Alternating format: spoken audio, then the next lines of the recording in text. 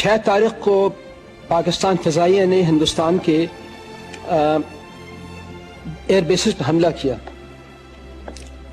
और 7 तारीख को हिंदुस्तान ने बदला लेने के लिए हमारे बेसों पे हवाई अड्डों पे हमला किया। हम लोग अलसबा यानी सूरज निकलने से तकरीबन 1 घंटा पहले या इससे कुछ कम वेश अपने कॉकपिट्स में बैठ जाते थे, तमाम ज़र्रा बख्ता जिसे कहते हैं हम पहनकर। और मैं अभी सूरज को तुलू होते हुए काफ़ी वक्त था, मैं अपने कॉकपिट में स्ट्रैप करके, स्ट्रैप कहते हैं, मैं सो गया जी। और फिर किसी पायलट ने, किसी सायरन हुई, किसी पायलट ने आकर हमारे जहाज़ के फ्यूज़लाज को नॉक किया। तो मैंने आँख खोली और अल्लाह की वजह से उस वक्त मेरे ज़बान से कलमा निकला और बिस्मिल्लाहिर्रहमानिर्रहीम मैंने पढ़ी। मुझे मालूम था कि इस मार्के में कुछ होगा।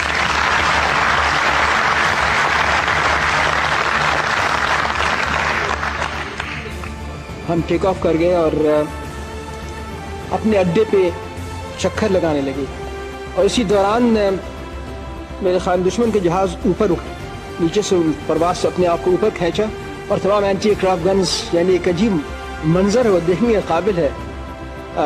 100 गन्स होते हैं, उनके फायर टेक्निक्स, डिफरेंट कलर्ड मिलिशंस होते हैं, वो फायर करने लगे। तो मुझे वो 4 जहाज़ नज़र आए जी। 2 जहाज़ नज़र आए। अच्छा। उन्होंने रॉकेट्स मारा और फिर अपने सरहद की तरफ दौड़ने लगे। तो कुछ अरसे के लिए रोशनी बहुत कम थी, सूरज तो तुली हुआ जैसे कहते हैं, ये वक्त अजान होती है, बस समझ ली वही वक्त था। अच्छा। तो हमने मालूम था कि वो मशरक़ की तरफ जाएंगे, तो मशरक़ की तरफ मैं और हमारे एक साथ जो हमारे विंगमैन थे, वो दोनों ने उस ताक़ुब की और एक बारगी हमें 2 जहाज़ नज़र आए। तो बहुत नीचे परवाज़ कर रहे थे, यानी कोई 50 फीट या 100 फीट ज़मीन से ऊपर। अच्छा।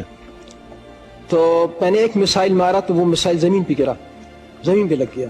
जो वो मिसाइल लॉन्च होने के बाद ड्रॉप करता है और फिर वो स्पीड टेक करता है। बहरहाल दूसरे ये सरगोदा के हवाई अड्डे के इर्द गिर्द हाई टेंशन वायर्स हैं, उनकी ये तकरीबन 100-200 फीट होती हैं।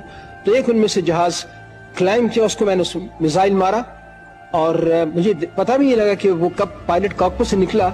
जब उसके करीब से मैं गुजरा, देखा कि वो पायलट कॉकपिट में नहीं है और उसके जहाज़ के इर्द गिर्द आग लगी हुई है और दूसरे बकिए 4 जहाज़ थे वो नजर नहीं आया। फिर भी मैंने ताक़ुब किया, मेरे ख्याल में दरिया चनाब को दूर करके देखा वो 4 जहाज़ बहुत नीचे परवाज़ कर रहे थे, एक ही रुख में मुड़े। अमूमन अगर पीछे से कोई हमला कर रहा हो तो जहाज़ स्प्लिट करते हैं, 2 जहाज़ किसी और तरफ, एक जहाज़ एक तरफ, ताकि दुश्मन को सैंडविच कर सकते हैं, यानी एक जहाज़ पीछे ला सकें। तो वो चारों एक टर्न में, एक ही दायरे में टर्न करने लगे। एक टर्न में वो चारों जहाज़ अल्लाह की वजह से मार गिरा दिए। और एक अजीब सी कैफियत थी, सूरज वक्त तुलू हो रहा था और हमने सूरज, हमारा बेस मगरिब में था जी।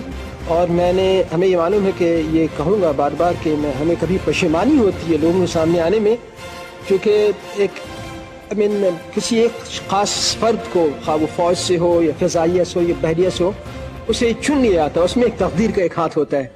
तो project his force, project his country also, यानी हमारे तमाम पायलट्स ने, यानी निस्बतन उनके हमारे जहाज़ों की तादाद तकरीबन उस जंग में 150 के करीब थी और दुश्मन के पास 450 जहाज़ थे। कभी जंग से पहले हम सोचते थे कि हमारे हर जहाज़ के मुकाबले में 3 जहाज़ों हम कैसे लड़ेंगे, मगर वो एक जोश होता है, बलबला होता है और अपने काबिलियत पे इन्हिसार होता है, भरोसा होता है। और हम वापस आने लगे तो हमने शुक्रिया अदा किया, अल्लाह का शुक्र अदा किया कॉकपिट में कि ये अल्लाह ने हमें इज़्ज़त बख्शी, हम ज़मीन पे आए। तो हमें हमारे तमाम हवाबाजों ने और एयरमैन्स जो हमारे टेक्नीशियंस होते हैं, हमें कांधे पे बिठा लिया। And that was, you can say, a new day for Pakistan air force, because तमाम एयरफोर्स में तशवीश थी, मैं बता रहा हूँ कि कैसे हम लड़ेंगे। मगर अल्लाह के फजल से उस मार्के के बाद जंग की कैफियत बदल गई, यानी हमारा हर हवाबाज एक शेर बन गया।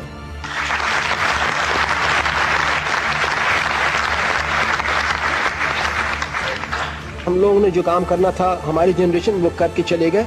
अब एक नई जनरेशन में जोश वलबला हो कि आज़ादी के लिए, मुल्क के इज्जत और नामूस के लिए उन्हीं पुरानी रवायतों को फिर दोहराएं।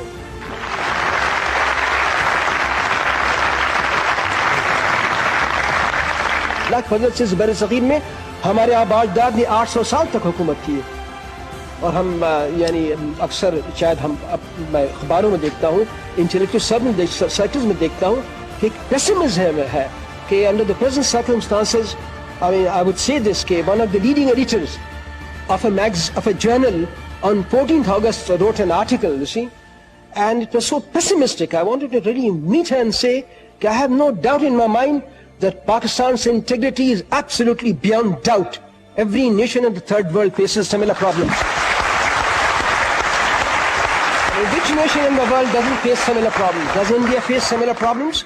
کیا ایجپٹ مصر کے ساتھ وہی پرابلم نہیں ہے؟ ترکی کے ساتھ اکنامک پرابلمز, اسٹرکچرل پرابلمز, ایک روایتی سوسائٹی تہذیب میں بنیادی تبدیلیاں آ رہی ہیں. اور قیادت یعنی عظیم قیادت تو ہر روز پیدا نہیں ہوتی. عظیم قیادت, قائد اعظم جیسی قیادت تو صدیوں کے بعد پیدا ہوتی.